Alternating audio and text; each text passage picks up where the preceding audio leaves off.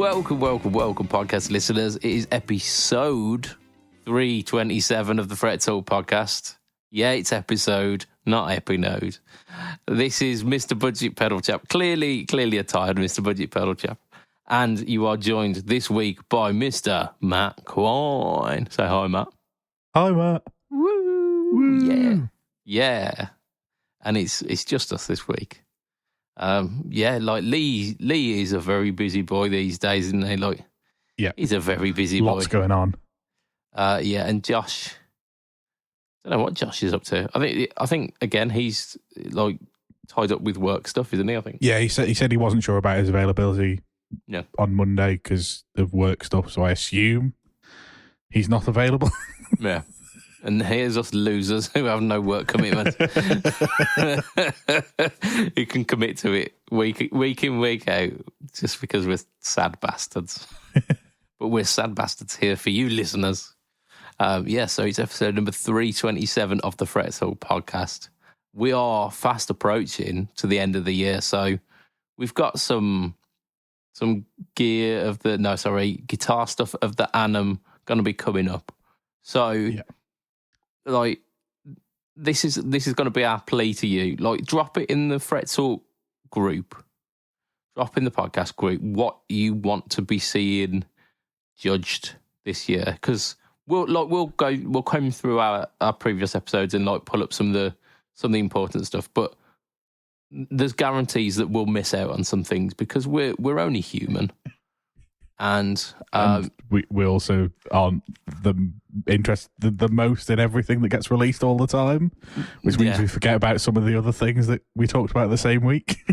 Yeah, absolutely. That we might have been more interested in. Yeah. Yeah, I mean, there's some stuff that we write down on the podcast show notes that don't even make the show because we've lost that much interest between pressing record and actually recording. Do you remember when the was it the Vintera 2 got leaked and it was on the show notes for about 3 months and then it wasn't the leak at that point, they'd already been released and I still don't think we spoke about them for another 3 or 4 weeks. Sometimes there are little pieces of news that just we don't give that much of a shit about. Funnily enough, the Vintera 2 is not going to make the gear of the year this year, I don't think. I wouldn't have thought so. But some things will. And if there's a specific piece of gear that you want to see put on that list, like put it in the Fret Talk podcast group. Yeah. Here, like the post that I put up every Monday morning, this one will come up as like episode number 327, and it's like a nice little uniform picture. Don't use that as an opportunity to slag off pedal boards of doom.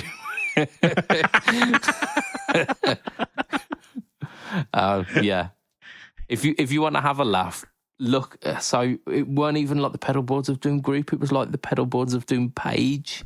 Yeah, where a guy just he decided that he didn't like pedals, and he thought he would tell pedal boards of doom. Yeah, and it was the thing that he took umbrage with the most was that you use the word iconic for Boss pedals, and what does that even mean? And that's not anything to do with music. And historians should decide what an iconic pedal is. I mean, they have,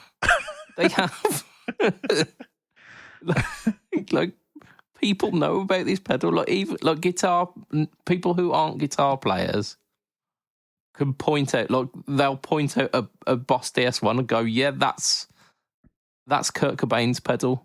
Yeah. Like out of all of the pedals in like the history of pedals, like non-guitar players will probably be able to tell you what a fuzz face is, a wah pedal is, a crybaby is specifically, and a DS1. I would say that's probably about it. Yeah, that was as well. Like, that's one of the three. Like the DS1 is one of the three. He's a very angry man. He took that over like 3 days. He did. Like he wouldn't let it go, did he? Oh, but yeah. If you do fancy a laugh, it is still up there, I believe. I don't think Lee's deleted it yet because it's on the Pedalboards of Doom page. So whenever he wants to take that down, he can do it. But it's up there. Have a laugh at this this gentleman who is just like shouting at a cloud. He's picked the wrong battle, really, hasn't he? He's picked the wrong battle. Yeah, absolutely. It was just really funny. It's like, I read it and I'm like, you contradict yourself with your own statements. I don't get.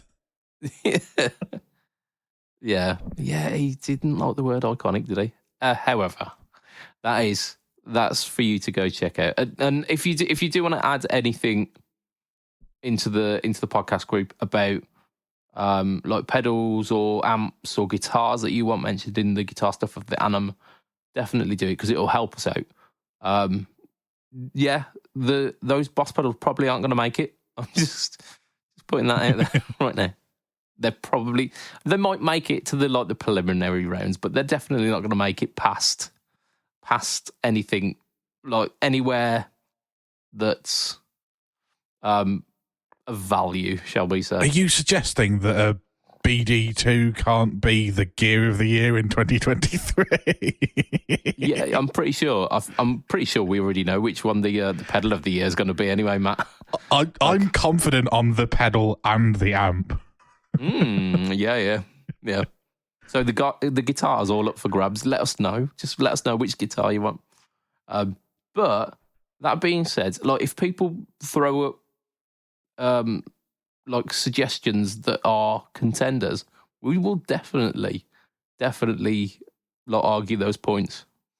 But it's got to be something real fucking special if it's not going to beat off the official, unofficial like guitar pedal of the podcast. Yeah, the new updated version of that. Which we've got a little story about how the original guitar pedal of the podcast, it basically, stepped up to the fucking plate. Yep. But that's coming in the show. For now, we have got a sponsor, and it feels it's refreshing that this is not being followed by a story where we've mentioned like pedophiles or just some like real janky shit. So it's really nice that we're not following this sponsor segment like with just like ratchet ass conversation before that. So the sponsor for this week's episode is affordaboard.co.uk, who are bringing us pedals from awesome companies like JSA Effects, Mosky Effects, Joyo, 4D Pedals, and Caline.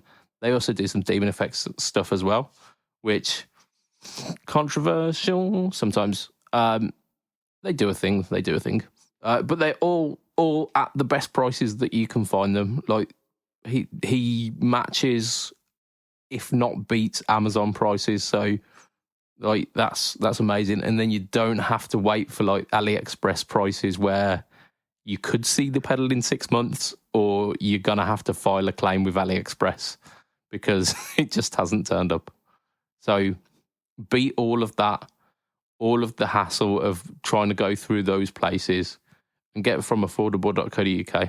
They're a UK company with stock ready to ship, and the packaging is all recycled as well. And this week, I got sent a little care package from Affordable with some new pedals in it. There's a pedal that I'm very excited about. I'm not going to mention it just yet, but it's in the next coming weeks. There's a pedal that I'm very excited to do. However, something that made me even more excited is that our chap, Mr. Affordable, has bought a little branded stamp and now stamps the inside of the boxes with the Affordable logo. And it looks classy as. My gosh, it looks so good. Nice. So I opened up one this week where I was going to, like, I've just shot the, last night I shot the No Talk All Tone for Friday, which hopefully I will have edited. But, and I opened it up and saw this little logo in it and just, chef's kiss. It's fantastic. So yeah, like even if you just buy a pedal just for that, like special care and attention. But yeah, great dude, stocking some awesome things. Mentioned the 4D stuff last week, which this week I will tell you about a demo that I did. Just check it out. Waterboard, love them. Right, normal service will commence. I have ordered the guitar news this week in terms of shittest to best. So we're going to start at the top of the list this week with our shit news of the week. And that is Gibson. Gibson have now revamped the SG line. So they're now doing them in colours that are not just cherry and black. So you've got a few. They did some white ones in like the 80s, didn't they? They did, but that fell out. That fell out of fashion. Yeah. Of recent years, you got the ebony finish, or you got transparent cherry, and those were your choices. They have been for about 15 years. Yeah, very Henry Ford of them. You can have any SG as long as it's black or red. So the new colours actually look pretty good. Like there's a few that I'm down to clown with. So we've got Silver Mist, which is not really my thing. Classic white. Translucent Teal, I think, is the one that I am all about, which is basically, it's saying teal. It's basically like a translucent emerald green. And I'm loving that. It looks very much like a more subtle version of the really cheap SG copy that I've got. And I love that. Didn't you call that Snake Burst? Yeah, I did. Yeah, because mine, it goes from like that kind of green to like a kind of yellowy centre. Yeah. I mean, it's a very cheap copy, but it does what it does. And I've used it in so many demos for the fact that it's a very cheap guitar. I love it. It goes to show that guitars don't have to necessarily be good, quote unquote good, to be good. Because like the construction, like the woods that are used in that really cheap Gibson copy are not premium woods. You can feel it. Like it feels like a cheaper instrument. And I've upgraded a few things on it, and it feels a little bit better to play. Like it actually doesn't feel too bad to play. It doesn't feel a million miles away from like the SG 70s tribute that I had some like 3-4 years ago. But it does, like, it feels like they've cut a few corners with it.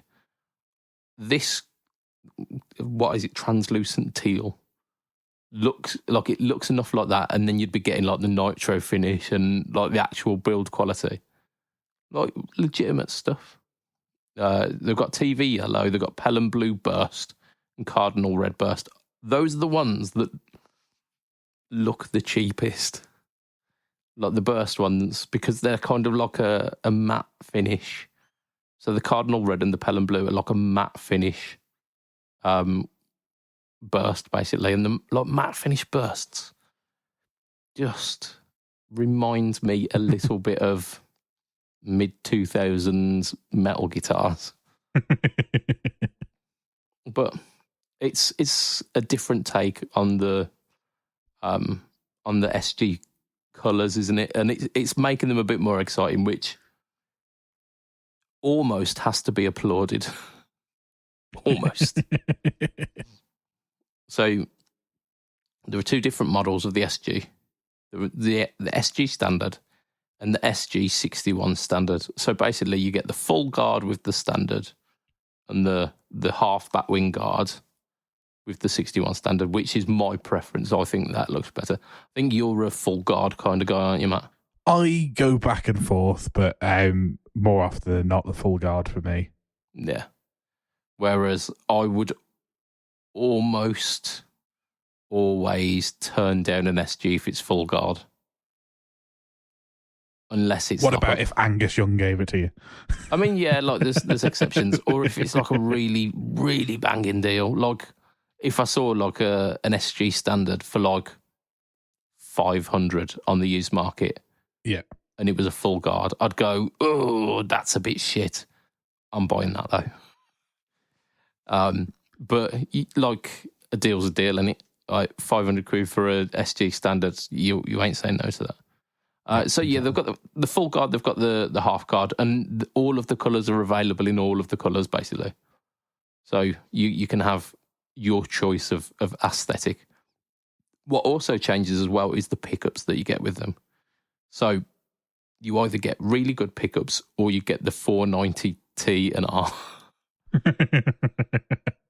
So you get the standards, the cheaper version, the 61 slightly more expensive. The 61, you get Burst Booker 61 R and T. So I'm assuming Burst Booker pickups voiced for specifically for the 61, which is kind of cool because SGs do sound different than Les Paul. So just throwing in a set of Burst Booker 3s or whatever might not work. Cool idea. Cool idea. Yep. Right. This is where it just there's a little thing. The standard comes with a quote unquote deluxe soft case. So one of the padded gig bag. Yeah, padded Gibson gig bags, yeah. They're not great. They zip around the guitar.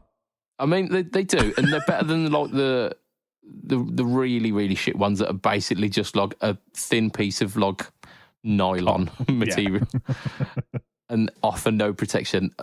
Very ones most that are basically a guitar t-shirt. Yeah. You'd be better off wrapping it in a t-shirt. So it's not that bad, but the zips on them aren't particularly great. They get stuck. The insides of them get cut by the headstock, the strings on the headstock quite quickly. They are not a particularly well-to-do gig bag. So you get that as standard. With the 61 standard, you get a hard case. So there's already a divide kind of growing, isn't there? However, so I'm going to give you the price of the current standard, and you're going to try and guess what those additional features bump the cost up to. So currently on Thomann, the standard, the SG standard is £1,690, which is a lot of money for an SG standard. It's a lot of money. I remember when the SG standard was about $11,999. Yeah. And I think that was only about 5 years ago. Yeah, there was a large point of my life where the SG wasn't over £1,000. Yeah. And it makes me sad that that's now clearly not the case.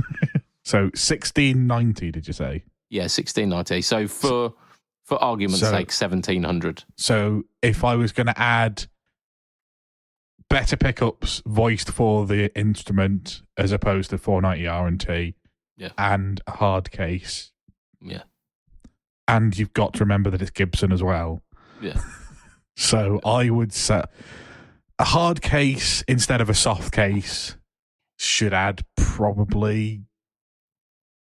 Knowing Gibson, it'll probably add 100 quid. Better pickups, bearing in mind you've already got to put pickups in there, so you're not paying the full price of the pickups, you're only paying the difference. So let's call that 50 quid. Let's say 150 quid more, so let's say 1850. I mean, that's quite generous, but it's off. It's definitely off. Oh yeah, I'm being polite. It's Gibson. It's probably going to be 2,200 quid, isn't it? I mean, you've gone the other way now. So it's 1959. It's gone from 1690 quid. Yeah, or 270 quid.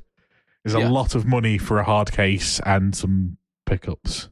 Yeah, when actually you're losing out on the original pickups. So the pickups, like I say, 50 quid max, and a hard case versus soft case, no more than 100 quid, really. Yeah, I mean, if you think a decent quality hard case is probably about 30, 40 quid, a decent quality hard case is usually about 70, 80 quid. You should be talking a 50 quid bump up there. You should be talking at most 50 quid more for the pickups. But no. Yeah. They have gone, that's definitely worth £250 more. Gibson. And you're getting less pickguard as well. They're using less pickguard material. I don't know if that factors in, but it should. It almost makes me unwell to think that the SG is now... This is not even like a special SG. This is just an SG with 61 spec for what is almost £2,000. That is... Gibson are having a moment, I believe. They are having a moment. Giraffe. Yeah. There was definitely a meeting that went over at Gibson, and I'm not saying that they were all high, but it would explain some things. Is what I'm saying. Do you know what it is? This is the punishment of the guitar community for the response to was it the 2015s that all had the geared headstocks on? It was, yes, yeah. Yeah, so this is Gibson getting the guitar community back for 2015. You're now getting fisted every time you want to buy a Gibson. But like they did that to us. Like they did 2015 to us. Yes, but not in their minds. In their minds, they gave you an improved guitar and we all whinged about it. Yeah. Yeah, I suppose. Like, fair play, Gibson, but I am not accepting this as a new normal. Like, a Gibson SG at maximum should be £1,500. And I'm expecting bells and whistles on that one. I don't. Yeah. I want binding on the body somehow. I don't know how it would work, but I want binding on the body for 1,500. Sorry, are we not chamfering the edges of the SG so that we can bind the SG, or are we binding the edges of the chamfering? And then are we which part? Are we getting double binding on the front and back? Yeah. So it's quadruple bound SG. You know what? Actually, you've mentioned not chamfering the front and just having a block SG, like block body SG. That would be fucking amazing. It'd be really uncomfortable, but it would be amazing. I was going to say, your arm would go numb because you've cut off all the blood supply to it. Yeah. You definitely got bruising after that, but... Make it happen, Gibson. Then we can talk about this 1690 you're asking for the SG. I might concede to that. Maybe. I still wouldn't. I just like to me the whole point of the SG is you're using a lot less materials than the Les Paul. A Les Paul standard should be £1,500. A Gibson standard, an SG standard should be £1,000. Yeah, I mean, in an ideal world, wouldn't it? Yeah. In an ideal world. And both should come with a hard case. Look, regardless. Look, a Gibson standard should come with a hard case. Like, I can almost get behind you not supplying a hard case with a studio or something of the lower price point. A standard. But, I mean, where's your lower price point start, though? Because, like, a studio is £1,500 these days. Or £1,700, whatever it is. Yeah. But what they used to do is, like, they used to have the proper, like, Tolexed, like, wooden cases were for the standards and upwards. And then they'd have, like, the ABS moulded ones for the lower ones. And then it all started going towards the ABS moulded ones. And then it was a case of, yeah, you only get the case if you're paying like a premium now. Gone on the days.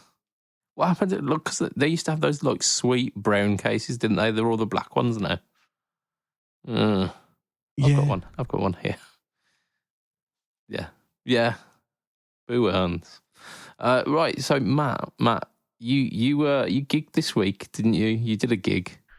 I did, and it wasn't the most fun gig that I've done. In terms of setup, like, as you do, you set up, you get there, and then you go to tune your guitar, and you realise you don't have any plectrums with you. Yeah, it's standard. So you just play with your fingers for the rest of the night. No, because I can't play with my fingers. And And I was like, okay, my house is less than a 10-minute drive from here. So I'll just go and get... Bearing in mind, what I've done at this point is plug the pedal board in. I haven't plugged it into the amp. I haven't turned the amp on. Yeah. So I get there and I'm like, right, okay, no, do you know what? I'll go and get some plectrums. So I drive back, which takes about 18 minutes, which means that we're a lot closer to the time that we're going on than we should have been when I am tuning my guitar to check that everything works. So I tune my guitar. About 18 minutes closer to that time. I tune my guitar and I'm like, yeah, okay, everything. And then I turn my amp on and I just get a lot of like kind of horrible, that noise of just everything. And then if you like slightly touch anything, you get that crackle of, okay, there's a jack loose somewhere. Yeah. So I turn the amp off. I fiddle about, try and make sure that everything is plugged in on the pedal board. Turn the amp back on again. Same noise. Turn the amp off, and I'm like, okay, let's check that it's not the amp that's got the problem in it.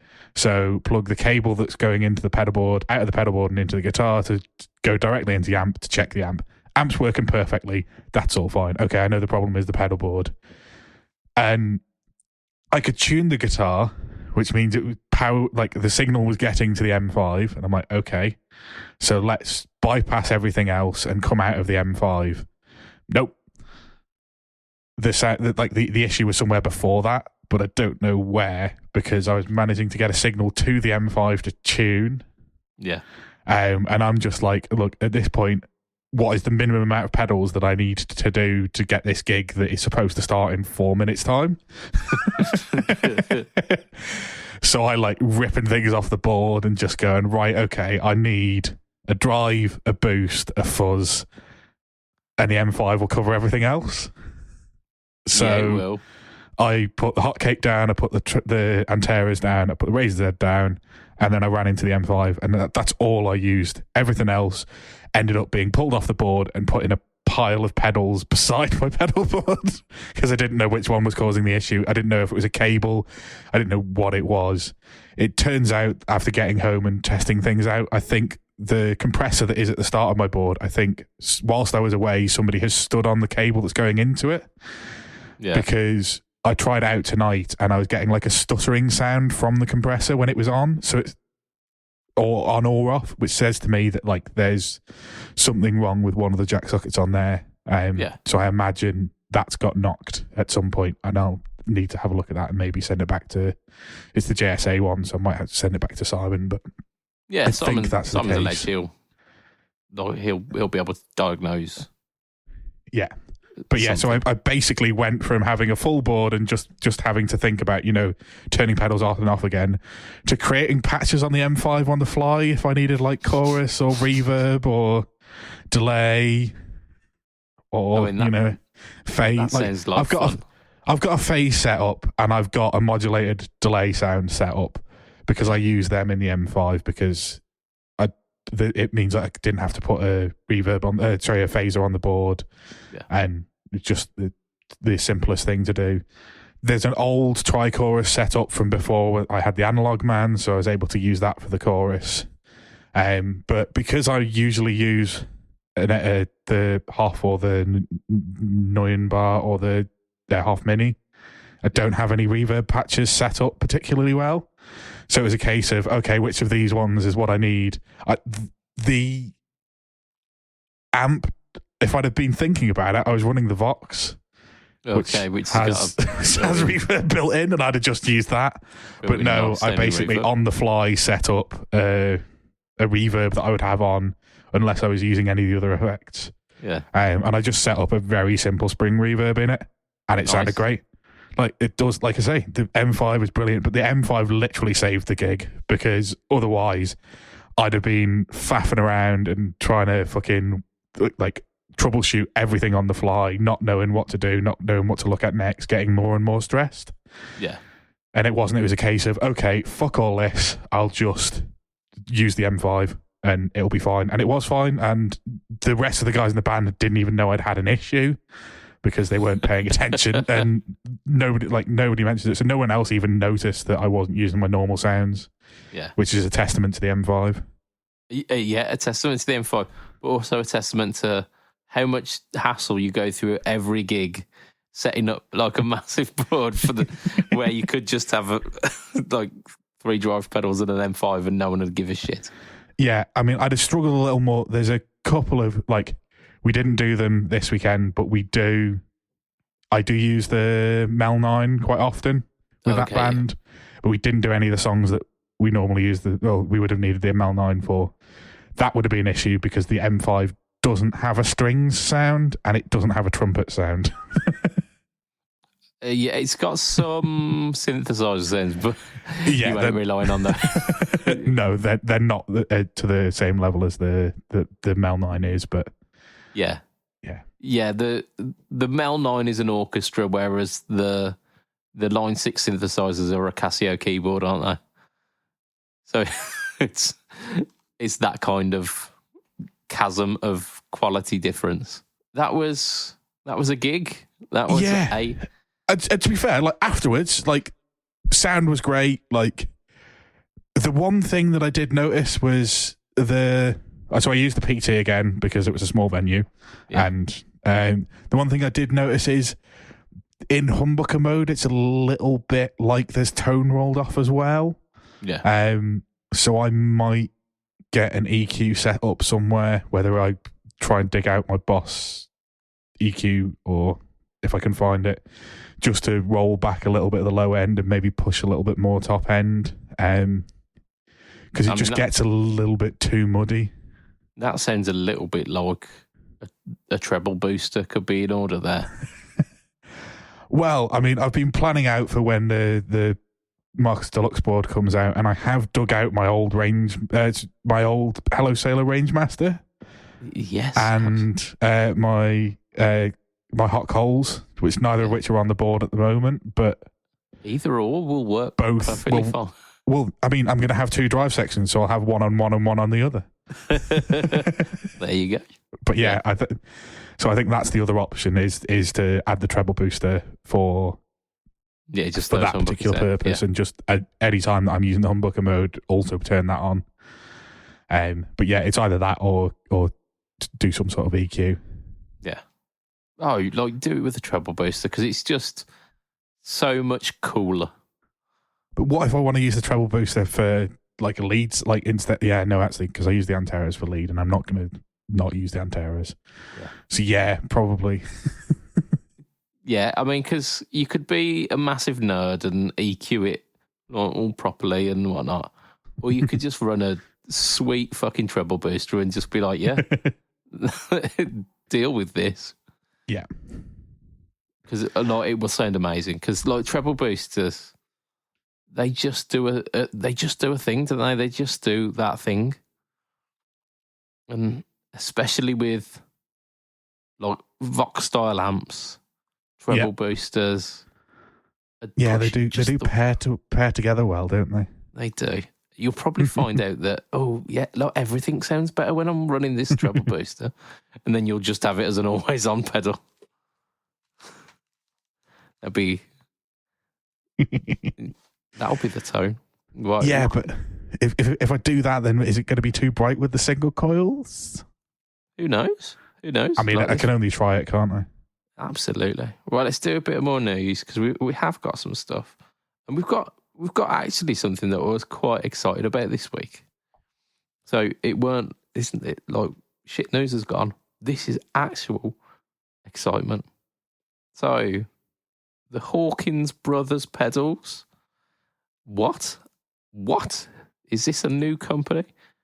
If you know anything of the darkness, you will know that both Justin and Dan are brothers. They are brothers Hawkins, and they are now going into a little pedal venture so it's like a little limited run anniversary of their first album, which is Permission to Land, which if you have ever heard The Darkness, you will have heard the tones of Permission to Land. Yeah. Because it was their debut album, but it's also like their biggest seller as well, isn't it? Definitely their biggest. Like anybody who's heard of The Darkness knows I Believe in a Thing Called Love, and has probably heard Growing on Me. Yeah, Growing on Me, Black Shuck, Get Your Hands Off My Woman, all of those big Darkness hits, they all come from that album. And like, it's the raucous and raw tone of like almost kind of like garagey recording, where it's the most simple and most like it's unpolished, but it's raw. Basically, is how I describe it. So they've brought out this pedal which kind of pays homage to the Permission to Land tones, but it doesn't just pay the homage to one of the tones. It pays respect to both the guitarist's tones, and there's a little bit else in there as well. So let's have a little look at it. So dual distortion, and it's got two modes. Well, two different like knobs at the top where it's Justin and Dan. So you get basically the Dan mode is let's get it from the actual website here. This is like proper journalism. I'm also pulling up that website just to remind myself what it looks like. Yeah, the Dan brings an organic tube-like overdrive of a cracked classic British amp with iconic sound of the era. So like crunching, but not super, super heavy. So like Dan's the rhythm guitarist, has a lot of like punch and clarity to his tone. And then the Justin is like massive leads. So massive overdrive with aggressive character. Perfect for when you want that power and punch. You've got a shared EQ. So you've got the bass, middle, treble, master volume, but then also like two separate volumes for the two different modes of Dan and Justin. You've got a gain, lead gain, regular gain, and yeah, there's also a flick switch called Lo-Fi. And if you have heard the Darkness before, their big hit, of course, is I Believe in a Thing Called Love. Flick up the Lo-Fi switch, instant intro, like that kind of gramophone tone. Yeah, okay. To the I Believe in a Thing Called Love. So you basically you've got two channels. You've got the Dan sound, you've got the Justin sound, and you can blend between them.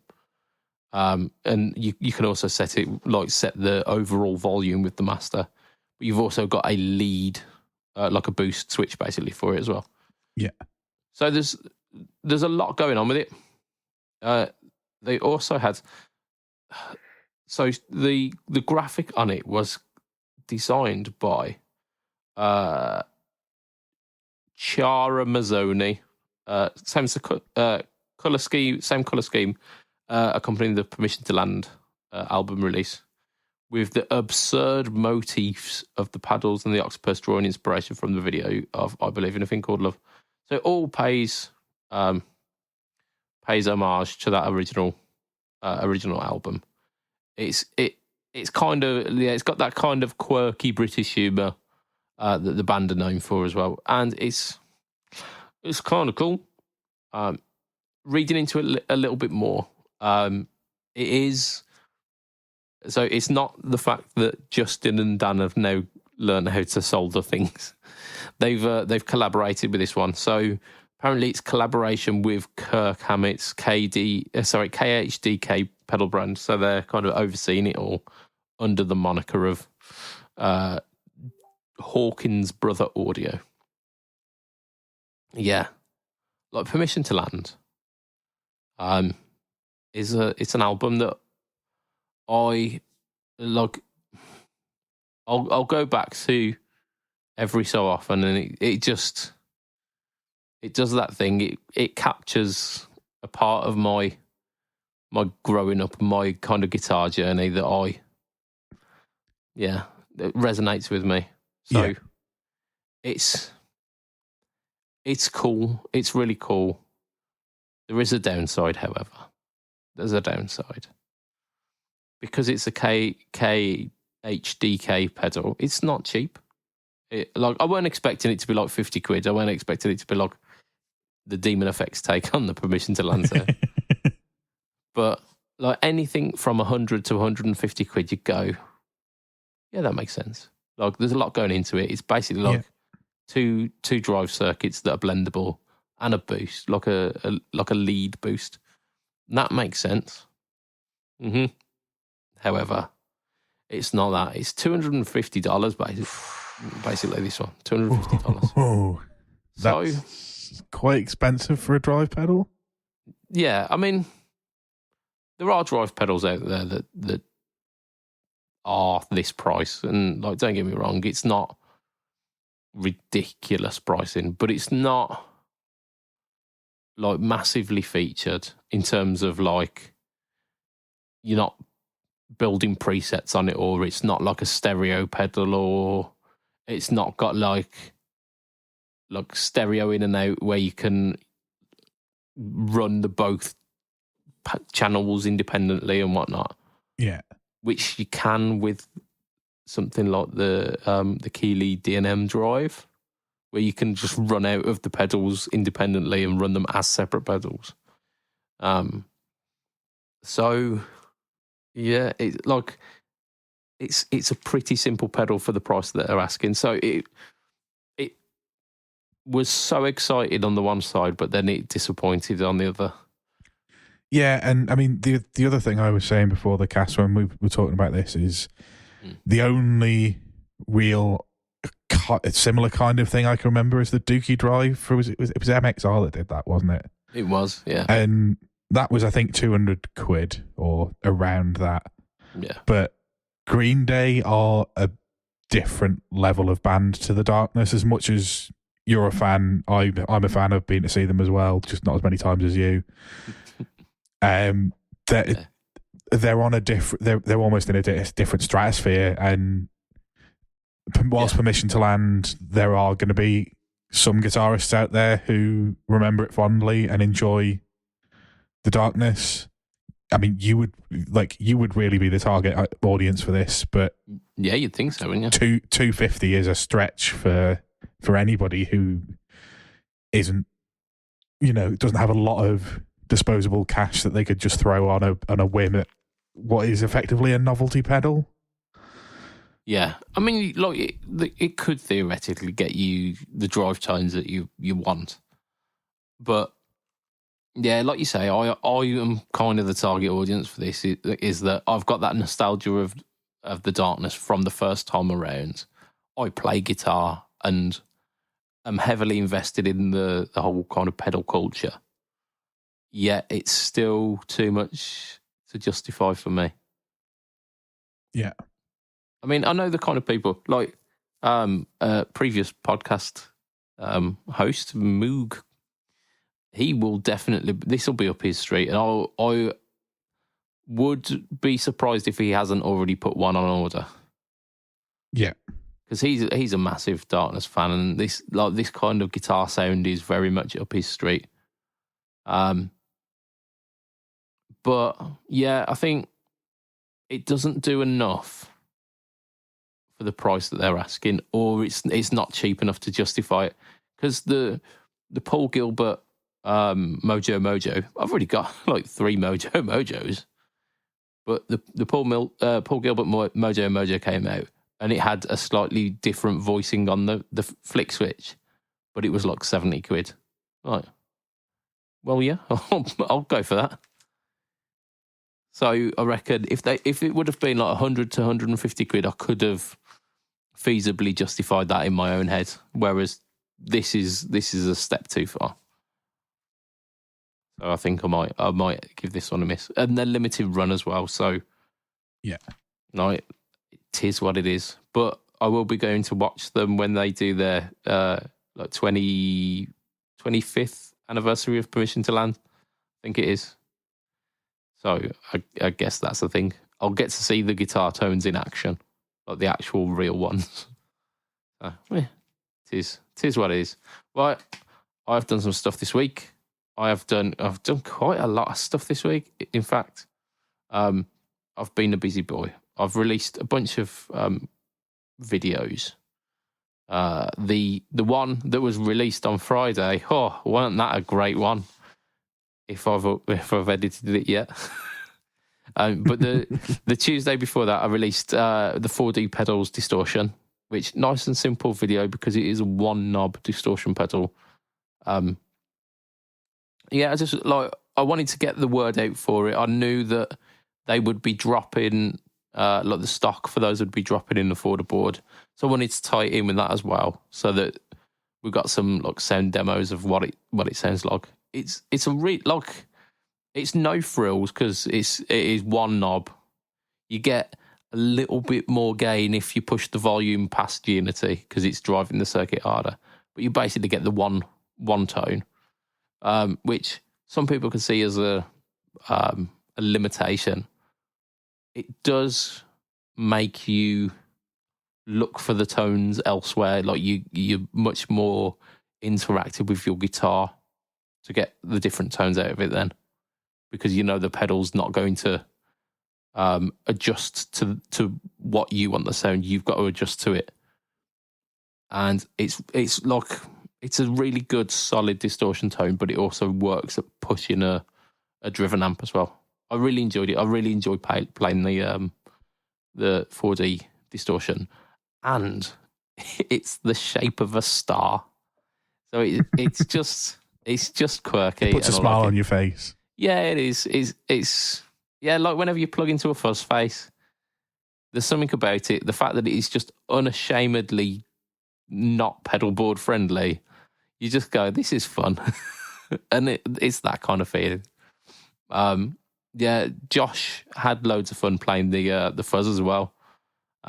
So definitely worth checking those out. They're not expensive as well. I think they were about 35 quid. For like a company that they're not like mass producing them like the Chinese kind of mini pedals, like mass producing hundreds and hundreds of them. They're like relatively small runs, and like it's a small like one man operation as far as I understand. So if you're looking for something that's just a bit fun and just a bit quirky, and like I've had like, ever since I demoed it, it's been on my shelf over here. Because it looks cool as well. So, yeah, mate, like give them a go. I would suggest at least give them a try. We talked about me bowing down to peer pressure last week, doing the Joyo versus TC video. That finally dropped, and the polls are going against what me and Matt would have thought would happen. So I tell you what, you tell them what your thoughts and opinions were of the two pedals. I'll pull up the actual stats in real time here. So I listened to it with the podcast, the headphones I use to do the podcast, which is what I use when I'm sat at my computer. Then they're not wonderful quality headphones, but they're not cheap headphones. And I sat there and I was like, well, there's one of these sounds fairly open, fairly dynamic, like an amplifier. One of these sounds quite heavily compressed, and that works for rather high gain stuff, but not really for everything else. So in my opinion, the TC one is much, much better. Yeah. Yeah, the Joyo almost comes across as a one-trick pony, doesn't it? It does the one kind of compressed, gainy sound quite well, but then the rest of it sounds a bit too compressed to make sense in those, like the lower gain situations. There's still more compression than you'd expect. Whereas the Jim's is a lot more open throughout the sweep. And you still get the kind of same amount of gain, but it's still a bit more articulate and a bit like the note definition because it's not so compressed. But it's a pedal that's 4 times the price, I'd say, if not more. So you kind of expect that. You would expect that the Jims would be kind of wiping the floor with it. But we are currently on 39% for the gyms and 61% for the British sounds. So where's the justice? You also stumbled upon a little reason as to why that might be the case as well, didn't you, Matt? I did, because I went back and I was like, how the hell has anybody voted for the Joyo? Outside of the fact that obviously you are a budget pedal channel and one of them is a lot more budget friendly than the other. But I listened to it on my iPhone, and on my iPhone speakers, without any headphones plugged in, they sound quite similar. They sound a lot more similar than they do through a decent pair of headphones. So I wonder if potentially most of the viewers of your channel have maybe watched on phone speakers and then gone, well, they sound broadly similar, and one of these is 40 quid and one of them's 140 quid. So I'm voting for the 40 quid one. Yeah. And you would be well within your right to do so. I think I need to start putting like gentle reminders. Please use headphones with these demos. Because that's not going to be a sensation that is unique to these two pedals alone, is it? People have been listening to this specific Tube Screamer clone or this DemonFX, whatever. Can you imagine if everybody was what was it the Reeves audio thing? Can you imagine if they're like, oh yeah, this is a wonderful fuzz, and they're listening to it on an iPhone speaker? Like, yeah, you don't know what the fuzz sounds like at all. What you know what it sounds like is yeah. I mean, and that is probably the case. I mean, I'm guilty of it myself, where I'll put stuff on my mobile and listen to it through that. And half of the time, because I'm listening to it where I'm also in a room where my son's watching some television or my missus is there doing something else, I'm listening at half volume and less, and like wedging a phone speaker up to my ear. So, like, the sound quality isn't paramount there, is it really? But yeah, no. I should probably start listening to stuff through headphones. But the convenience of listening through a phone speaker is the way that most of us consume a lot of media on YouTube and on Facebook and all that. So yeah, but that's fine for entertainment. But if you're trying to work out the sound quality of something, I know YouTube overcompresses everything, so you don't get to hear exactly what the person who's recording the video hears. But if you're trying to decide what sounds better, and you're using not headphones, yeah, you're giving it a fighting chance, aren't you, if you're running it through headphones? Yeah. Yeah, you're not really helping the situation if you choose. But you know what? It's a win either way for me, because I like the Joyo. I like the TC. So it's like either way for me, it's win-win. Like a pedal that I like gets an accolade. But it was nice to bring back the Versus series, because it's been a little bit of time. I think what I might do is try and aim and do one of those a month at least, so that it keeps it nice and keeps it ticking over. And I'll definitely not do the Deluxe Crunch versus the Orange Burst again for like the third. Surely time. You have to do that on the anniversary of the first one every year at this point. That's it. Yeah, but what got me as well, I didn't look back at that original video. I used exactly the same colours as well, because I just picked two random colours as like the left and the right of the screen. I used exactly the same colours. Like it was like a green and a blue. I thought, oh fuck, that is it. It's just, it is what it is. But hey ho. Yeah, so we got that. I will mention the 3.7 video update in the Patreon. Go on, I'll do it in the Patreon, because we've got a last little bit of news, and I think it is so important that we cover this one. because it will make us mad. Much like the SG, the price of the SG these days, it will make us that mad. Right, so there's been a little bit of teasing over the last kind of week, 2 weeks-ish, that Kirk Hammett's been playing an Epiphone version of the Greenie Moore on stage. And there was like, when's this coming out? When's this coming out? It's happened. Like, they've officially announced it. Unlike the Dave Grohl, Trini Epiphone. Lopez thing, the Epiphone. Yeah, that he's still playing the Epiphone every night on the tour, and it's not been announced. Yeah. I mean, you got to give props to Dave Grohl. He just does not give a shit, does he? No. But yeah. So Kirk Hammett played the Greenie Moore Epiphone once, and then they went, well, we best release this then. So let's give it a fair crack before we start tearing it a new asshole. So it's affordable Greenie, quote unquote. So it is a 59 standard. It's officially out. It's been teased by Hammett Live and Gibson CEO Caesar Gaikan for the last few weeks. So they did a run of the US-made Greenies a while back.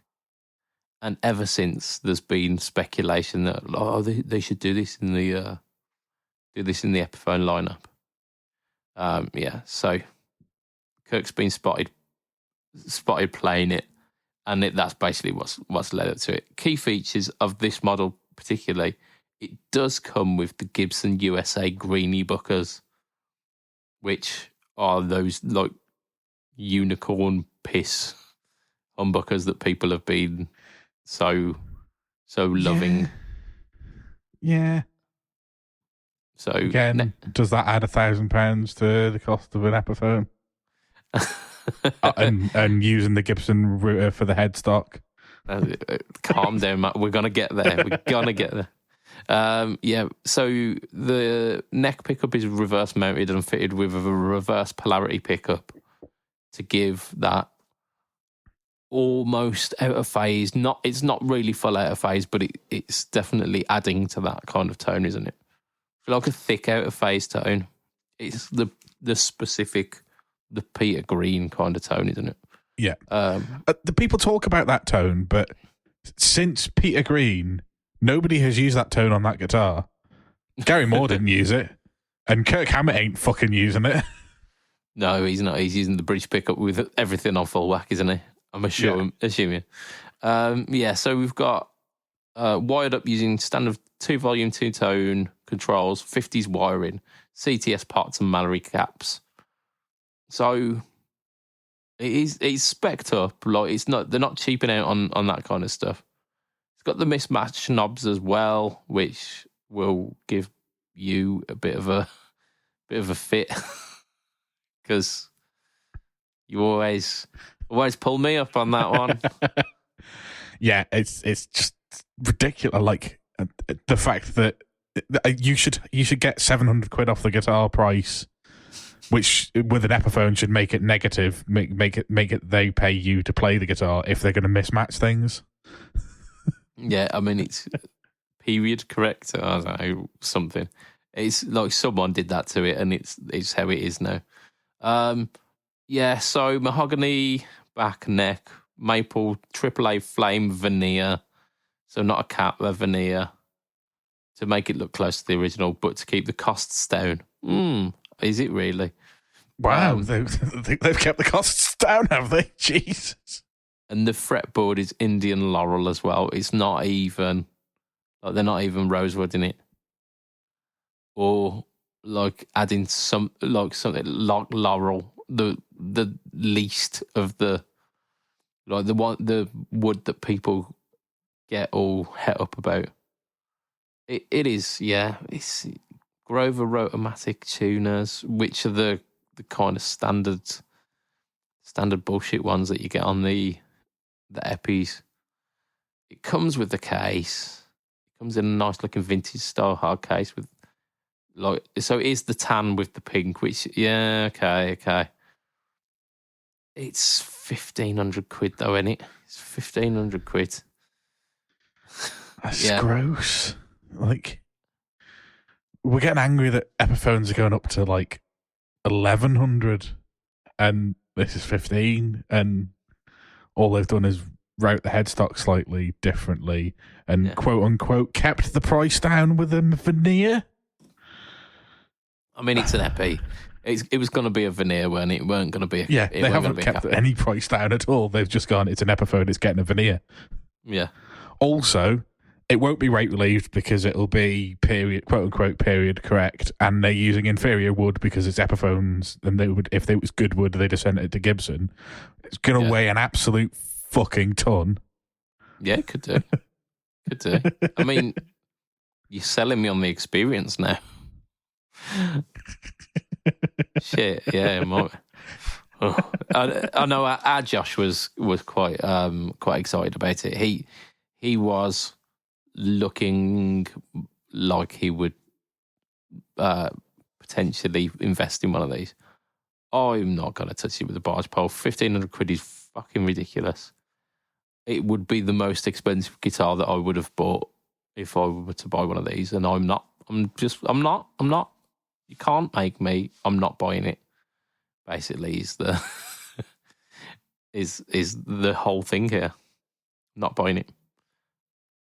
If like what price would it need to be for you to consider? So let's think of like for me to consider like 500 quid. I'm not spending any more than 500 quid on an Epiphone Les Paul. Yeah. Yeah. Even this quote unquote signature model. Like, for me, Epiphones, 500 quid max, maybe 600 quid if it's a proper arts top and it's a good quality, nice, 335 style. Yeah. Or what do they call it? Is it Casino that they call them? Or they do all kinds. They do like the centre block ones, the Sheraton. They do without the centre block is the Casino. Yeah. But yeah, like it one of those maybe I'd consider. Yeah. But like I don't think Epiphone should be any like it, and really like an Epiphone Les Paul standard should be 300 quid, and then you can have 500 quid for your signature models. But like I know that it's going back a while where the Joe Bonamassa Firebird 1 pickups were like 899. Yeah. Which was ridiculous, but 1,500 quid for an Epiphone Les Paul. You see, I think 899 I could justify. I think I'd be saying it's pricey. Yeah, and like if we're talking in the modern market again, 899, but I'd be saying it's pricey and I wouldn't buy it. Yeah, but just about fair enough. I would go and try one for 899. I'd go. I want to see what the fuss is about and see if it is worth the 899. There's absolutely. I'm not even going to. Well, I probably won't have a chance because I think they're all sold out already. But knowing that this is 1,500 quid, I wouldn't even try it because there's that risk of you trying it and going, oh, actually, this is quite a nice guitar. I am not spending 1,500 quid on an Epiphone. Like, it's not happening.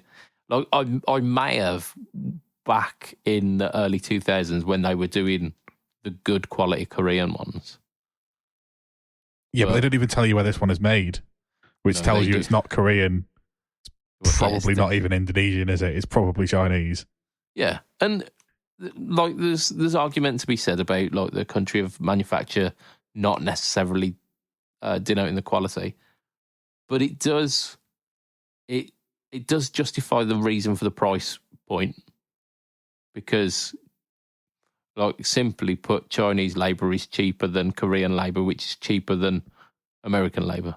Yeah, absolutely. And that's where the hierarchy comes in, isn't it?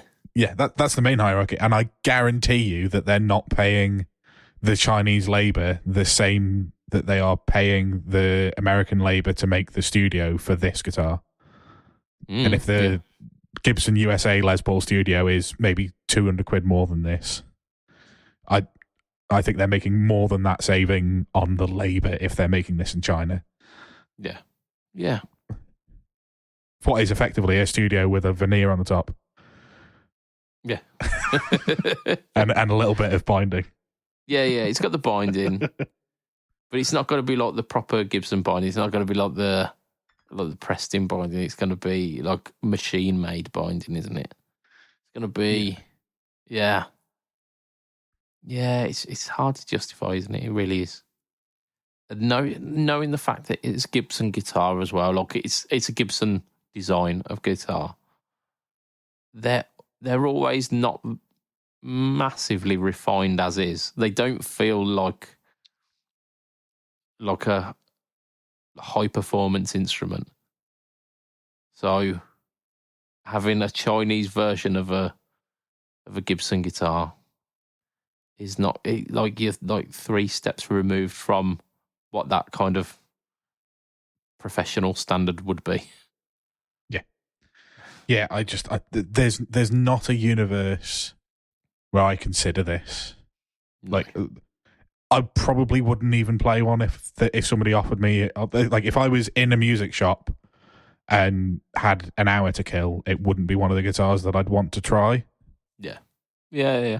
Because it's so far removed from reality that I'm better off trying a guitar that costs more than my credit card limit, because I'm as likely to buy that as I am this Epiphone, and that's likely to play better. Yeah, realistically, like that £1,500 price mark, there's so many better options. Absolutely. But they're going to sell it, aren't they? They're going to sell. Well, they will, because it's that guitar, isn't it? And that's that somebody has decided at some point that is the guitar. Yeah. I mean, like, guitar history has decided that guitar is the guitar, hasn't it? Yes. Yeah. But, yeah. Yeah, so it makes me worried for what the Dave Grohl's going to come out at, like the pricing. I think that'll probably be 12, because haven't we seen a few at like 11.99? Yeah. I think. And if Dave Grohl's at 11.99, I also won't consider that, because I don't think that's worth it either. No, that's a £600 to £800 guitar. Yeah. Pretty much all day, isn't it? No. Yeah, I mean, that's the kind of thing that I would pay $6 for. But I wouldn't pay twice that. No. Yeah. And knowing them as well, on the used market, they're probably going to hold their value, much like the Tom DeLonge 339s and shit like that. Yeah. Yeah. So I think that's where we end the podcast for this week, because Gibson have basically just went, you know what, fuck you guys.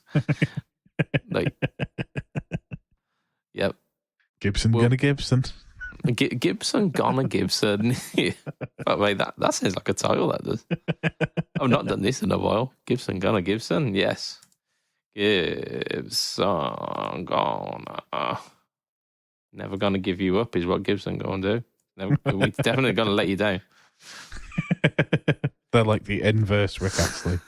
They are, yeah. Like the evil Rick Astley, yeah. So that's the podcast for this week. I'm extending a thank you, big thank you for you for making it this far in the podcast. Thank you so much. We do appreciate everyone who follows and listens along to this podcast. We appreciate each and every one of you. We also appreciate our sponsor, which is affordable.co.uk, your go-to one-stop shop for budget pedals. That's not his official tagline, but maybe it will be, because you know what, it sounds good. And it's true. Like, if I want budget stuff, I go to him first, see if he's stocking it, because he's good people. We've also got a super special sexy thank you to go out to our Patreon backers, who for as little as $2 a month you can be part of the crew. We are one Patreon backer. This is like £1.60 away a month from Whose Nipple Is It Anyway? It's going to happen. It's definitely going to happen. So, yeah, our Patreon backers are as follows. We've got Mr. Adam Yeomans of Chef Tone Effects. We've got Mr. Andrew Bimson of The Rising of the Lights, and also of just mad MIDI goodness. And apparently he plays trumpet as well, if you check that out. We've got the trifecta of Erector. We've got Mr. Hugh G. Rection, Mr. Mike Oxlong, and Mr. Gary Goldencock. We've got Mr. Ben Fletcher of Fletcher Pickups. We've got Mr. Brian Gare of the Tone Jerks podcast, the Second Button podcast, and the Off the Rails podcast. We've got Mr. Diabetes Foot. And finally, like last but not least, we've got Mr. Jason Wharton of Jason Wharton YouTube and of Pedalboards of Doom. He dropped a super just off-the-cuff video this week where he basically played a bunch of Chili Peppers riffs with the Boss BP2W. Is it the Wazacraft Boost preamp the budget pedal signature? He did, yeah. And it like he sent me a message before we went, like, I know I'm going to get copywritten for this one, but I don't care. I just don't care. So it's like, go and watch that video just to kind of prove to YouTube that we don't care if the music is copywritten. No one is going to be going to Jason's channel instead of going to the Red Hot Chili Peppers channel if they want to listen to the Red Hot Chili Peppers tunes. It's just not going to happen. That's not how the world works. Yeah, they go, oh, I really fancy listening to Under the Bridge, but I'm not going to listen to the official Chili Peppers version. I'm not going to listen to like them live on Letterman.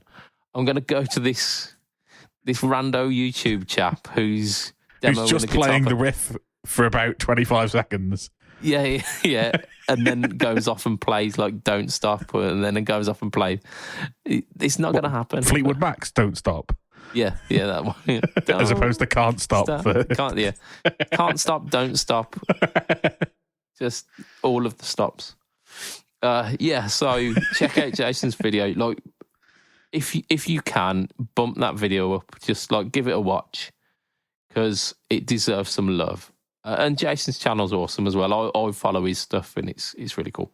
If you want to catch me online, like, because I also do YouTube stuff, you can catch me Facebook, Instagram. Also an Instagram, but mainly post on Instagram. We got a Twitter. I don't do Twitter. Why am I saying Twitter? That's you. I'm going to start this again because Instagram just threw me. I got Facebook, Instagram, YouTube, and Threads /BudgetPedalChap. And BudgetPedalChap is the home to the No Talk or Tone series, which, you find that on YouTube. There's No Talk or Tone verses as well happening occasionally. And when I get around to it, I drop little bonus videos too. So that's cool. And I do stuff over at PBOD as well, but you find that if you wanna. Like the good stuff is at Budget Pedal Chap. Matt, where can we find you? I'm at heel_Matt Q on Twitter, which is X, but Twitter. Yeah. Instagram, Threads, just the Facebook group is probably the easiest place to throw abuse at me. Yeah. And like we've had a bit of an active couple of weeks with some discussions going on in there. Andrew Bimson chose violence a couple of weeks ago. But we've been having some nice discussions in there. So I want to keep that going. Like I mentioned at the start of the podcast, throw in your suggestions for like the gear of the year, not gear of the year. Your guitar stuff of the annum. Yeah, that's it. So throw your suggestions in there. Like we'd love to hear what you want to hear discussed on that like bumper massive episode, which I should probably start planning when we're gonna do that because it's a late Christmas this year, isn't it? Like in terms of like where all the holidays. Christmas is on the Monday. Yeah, so Is that a good thing or is that a bad thing? I can never remember. Do we like? It's happened once before. Did we release the episode on the Christmas?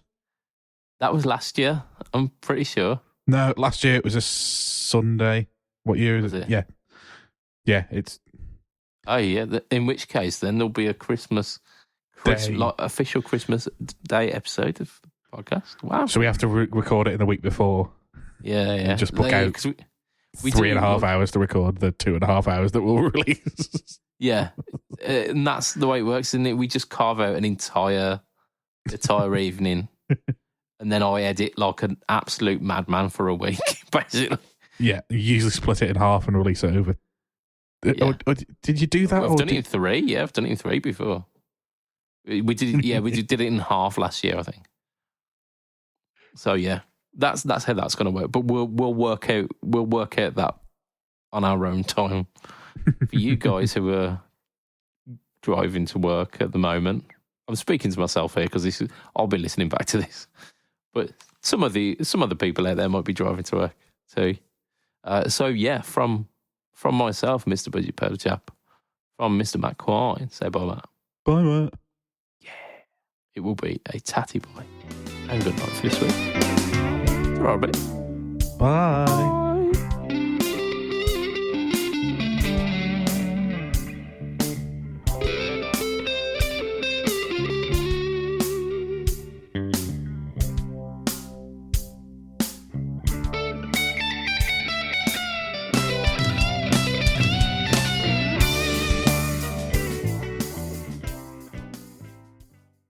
Here we go.